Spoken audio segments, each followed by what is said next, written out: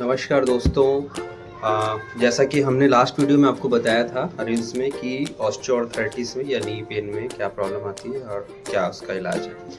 Osteoarthritis नी होती क्या है, घुटनों में तकलीफ होता है क्या है, ये मैं थोड़ा सा आपको एक्सप्लेन करना चाहता हूँ। मेरे पास एक मॉडल है दोस्तों, ये जो है कुछ इस तरह से स्ट्रक्चर हमारा होता है। ये होती है फीमर बोन, जो हमारी जांघ की हड्डी होती है, उसके नीचे में होती है ये टिबिया और ये फिब्यूला, मतलब दो हड्डियों से मिलके हमारा ये लेग बनता है। उसके बाद एंकल या एड़ी होता है। ये आपके जो हम कटोरी कहते हैं, घुटना, ये इस कॉम्प्लेक्स को हम घुटना बोलते हैं, नी जॉइंट। ऑस्टियोआर्थराइटिस को ही हम वात कहते हैं। ऑस्टियोआर्थराइटिस वात ये होता क्यों है? एक तो उम्र के साथ डिजनरेटिव चेंजेस होती हैं इस जगह पर। दूसरा, किसी तरीके का पुराना चोट या एक्सीडेंट हुआ है तो उसके कारण वो समस्या आती है।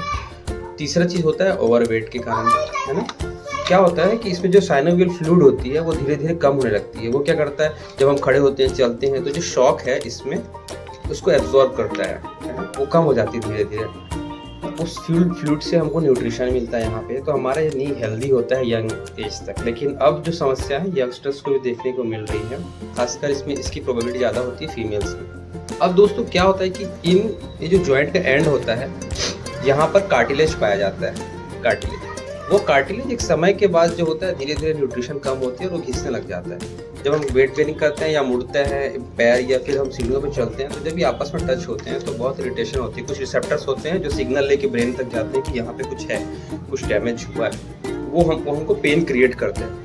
वही चीज़ यंगस्टर्स में भी होता है कि अगर ये स्पेस कम हो गया है, यहाँ पे फ्लूइड कम हो गया है, या किसी तरह का एक्सीडेंट हुआ है, इंजरी हुआ है, लिगामेंट इंजरी हुआ है, कुछ भी होने के बाद अगर फ्रैक्चर हुआ है नीचे पार्ट में या ऊपर पार्ट, उसके बाद ये जॉइंट स्टिफ हो जाता है, तो ऑस्टियोआर्थराइटिस होने की चांसेस बढ़ जाती है। तो हमको मैनेज करना होता है मेडिसिन से, मतलब यहाँ की अच्छी सर्कुलेशन हो जाए, फिजियोथेरेपी से जिसमें हमारे सपोर्ट मसल्स से अच्छे सपोर्ट मिल जाए, ब्लड सर्कुलेशन अच्छी हो जाए। जितना ब्लड सर्कुलेशन अच्छा होगा उतने न्यूट्रिशन यहाँ पर पहुँचेंगे। तो ये फिजियोथेरेपी में अपन कर लेते हैं, साथ में रिहेबिलिटेशन की, उठना बैठना कैसे, और कुछ हद तक ये जॉइंट भी मेंटेन होते हैं स्पेस।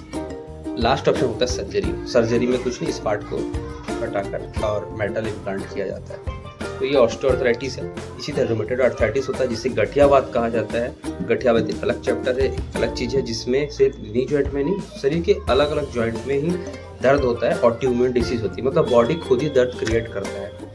आज के लिए इतना ही। बाकी इसका रिहेबिलिटेशन क्या है, ट्रीटमेंट क्या है, कैसे करना है, वो मैं आपको आगे की वीडियो में बताऊँगा। Thank you.